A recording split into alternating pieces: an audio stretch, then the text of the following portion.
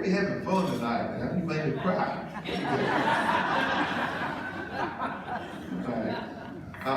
The term lifetime achievement really describes the individual who is receiving this award tonight, Mr. Pedro Mandoki. To have a lifetime achievement, you have to have a lifetime passion for what you're doing, for what you're achieving. And to share with you Pedro's story, I have to go back to the beginning. Pedro was born in Hungary during the days of the world, humanity's darkest days, called the Holocaust. Pedro's father was a victim of the Holocaust.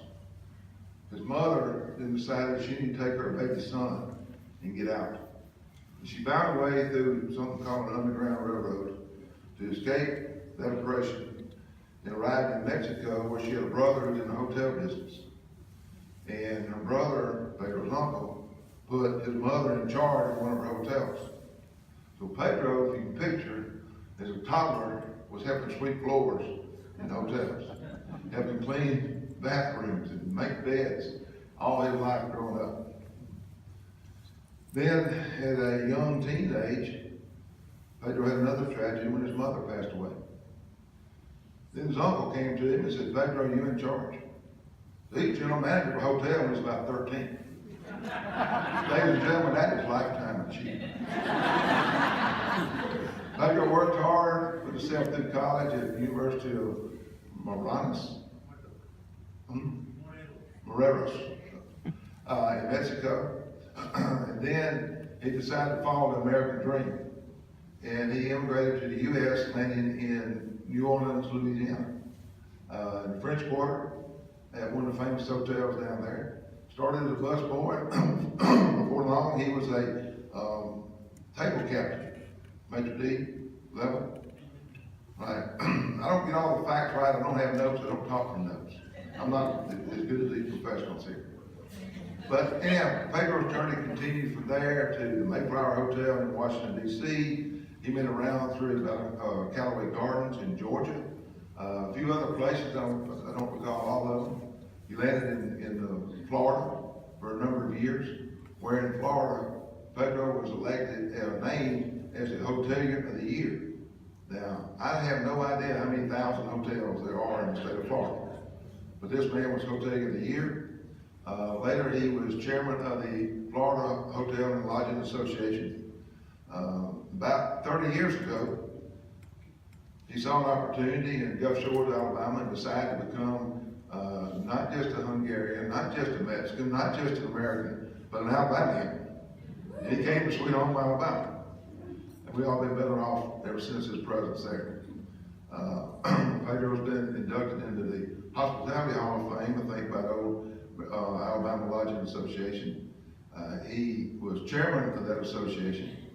And he's the only person alive, only person ever, that has been chairman of 2 state lodging associations, and was chairman of the American Hotel and Lodging Association.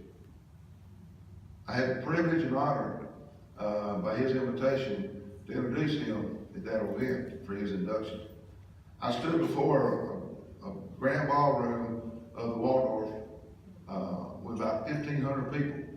As they came over and greeted Pedro, I was watching in the wings there and just noticing and introducing myself as well. And a lot of people in the room had last names like Hilton and Marriott and that sort of thing. But the way they held Pedro in esteem just extremely impressed me. I'm not an old country boy from Alabama. I'm not used to being in that kind of national, international company up there. But we had a great time with that. So Pedro's awards go on and on and on. Shortly, mentioned one other one. A year or two after he got the American Hotel Association Award, he was I can't remember the exact title, but he was named by a national group as the Immigrant Entrepreneur of the Year throughout the United States, and received that award. So those awards go on and on. Gary has mentioned Pedro. When he mentioned mentors, first person he mentioned was Pedro. If you ask me who taught me what I know about this industry, Pedro Mandoki.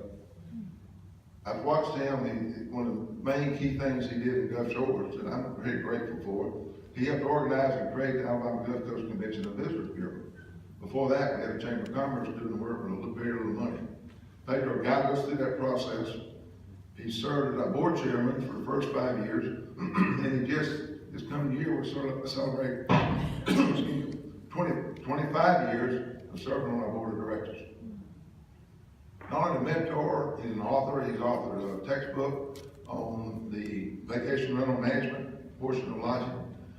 He has been adjunct professor at a number of universities, always ready to share, always ready to open up his book of knowledge and share with anyone. I've seen him share it with his head-to-head competitors over and over and over again.